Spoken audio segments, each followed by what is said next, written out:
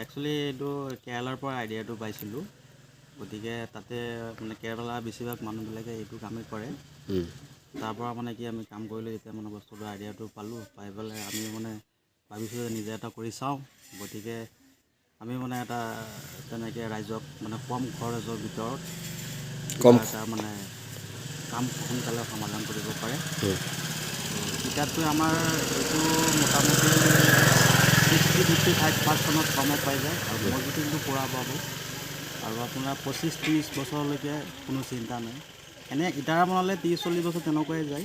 গতিকে আমাৰ এই বস্তুটো সিমানেই দিনেই লাষ্টিং কৰিব, যিহেতু আমাৰ কমপ্লিট এইটো ঢালাইৰ হয়। আৰু সেইটো ইটা আৰু ঢালাই দুয়োটাই এটা বস্তু পাৰ্থক্য আছে। আমি সেই হিচাপে মানে কি কামটো কৰিলে মানে ৰাইজৰ এটা মানে কি কম খৰচত ভাল বস্তু ওপৰতে মানে দিব পাৰিম আমি ভাবিছোঁ। আপোনাৰ কোম্পানীটো কোন জেগাত আছে? এইটো কোম্পানীটো আছে গড়ামেথিপুৱা বৰংগাতিলে দুটা গাঁৱৰ মাজতেই পৰিছে।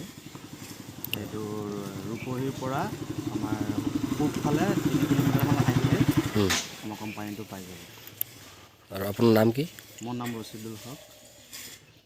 গাঁৱৰ নাম হ'ল বৰংগাতিলি, থানা খাটোৱাল আৰু পোষ্ট অফিচ বৰঘাট। ৰাইজক যদি আপোনাৰ লগত যোগাযোগ কৰে, কেনেকৈ যোগাযোগ কৰিব? ৰাইজে আমাৰ লগত যোগাযোগ কৰিবলৈ হ'লে আমি নাম্বাৰ এটা দি দিম। নাম্বাৰত আমাৰ লগত যোগাযোগ কৰিলে য'তেই নহওক অসমৰ যিকোনো ঠাইত আমি কাম কৰি দিব পাৰিম।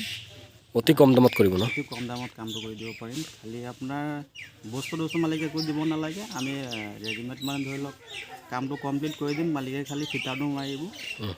পইচা যি হিচাপে মানে কি ৰানিং মিটাৰেই হওক বা স্কোৱাৰ ফুটেই হওক, যেনেকৈ যি বিচাৰে আৰু আমি সেই হিচাপে কামটো কৰি দিম। ঠিক আছে, ধন্যবাদ।